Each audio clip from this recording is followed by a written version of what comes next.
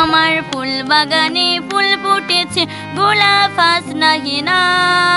ময়নায় রে ময়না তোমার। দোতারা হারমোনিয়ামের এই সুর এক সূত্রে বেঁধেছে ৯ সদস্যের পরিবারটিকে। আমার ফুল বাগানে ফুল ফুটেছে, হে লা লা লা লা লা লা লা লা লা লা লা লা। পরিবারের অন্য কারো কর্মসংস্থান না থাকায় মানবেতর জীবনযাপন করছে এই পরিবার। বলছি লালমনিরহাটের আদিতমারী উপজেলার দীঘলতারি গ্রামের নূর নবীর পরিবারের কথা, যে পরিবারের ৫ সদস্যই জন্মান্ধ। শহর গ্রামের হাটে বাজারে ঘুরে গান গেয়ে যা আয় করেন তা দিয়ে নূর নবীর ৯ সদস্যের পরিবার চলে।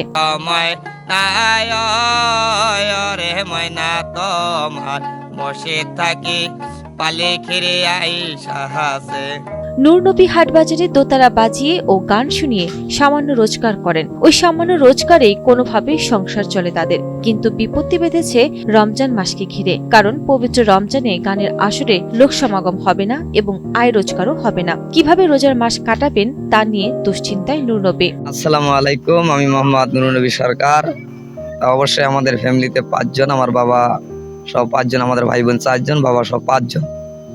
তা আমি এই যে গান বাজনা হাটে বাজারে করি, যা ২, ৪, ৫, ১০ টাকা মানুষ দেয়, মানুষকে মন ফুর্তি করে দিয়ে আমি অন্ধ হিসেবে তারপরও খেলাধুলা বা এই যে গান বাজনা করে টাকা ২, ৪, ৫ টাকা পাই।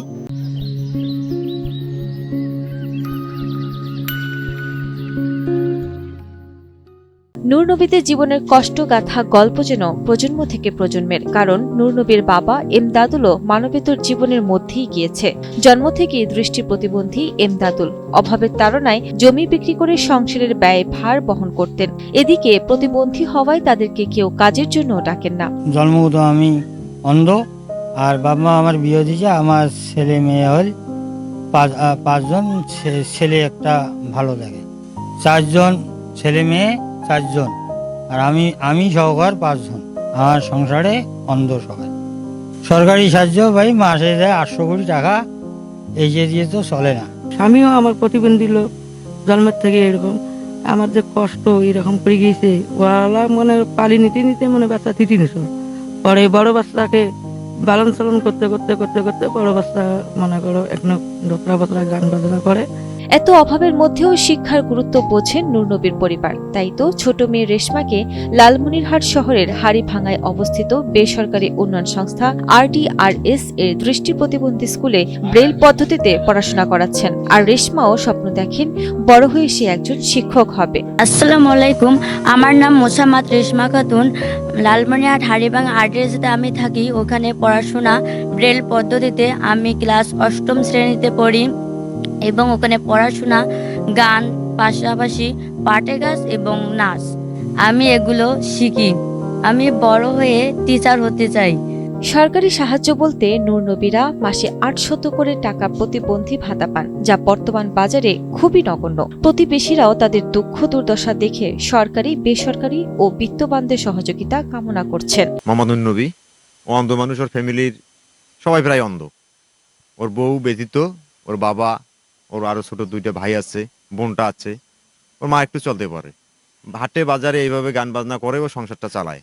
বিয়ে করছে, ওর 2টা বাচ্চা নিয়ে সে খুব অসহায়ের মাঝে আছে। কিছুদিন আগে ওর বউয়ের একটা ডেলিভারি হয়েছে, 2য় বাচ্চা হয়েছে আর কি এই মাসেই, আবার মারাও গেছে। খুবই দুঃখজনক।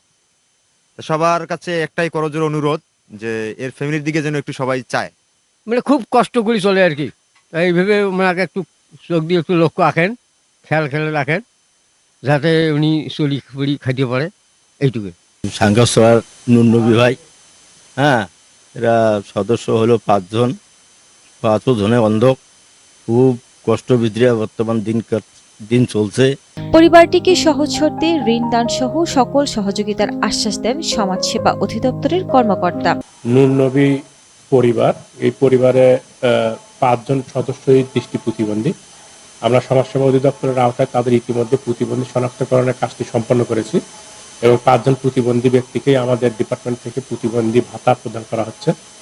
এবং তারা যদি কেউ মৃদুমাত্রা প্রতিবন্ধী হয়ে ক্ষুদ্র ঋণ নিতে আগ্রহী হয় পুনর্বাসনের জন্য, তাহলে সেটা আমরা দিতে পারবো।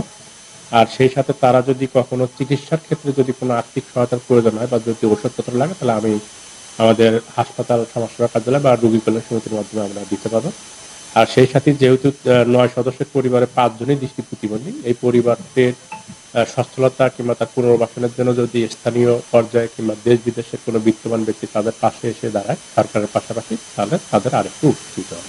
সরকারের পাশাপাশি অসহায় এই জন্মান্ধদের পাশে সমাজের বিত্তবানরা সহযোগিতার হাত বাড়িয়ে দেবেন এমন প্রত্যাশা স্থানীয়দের।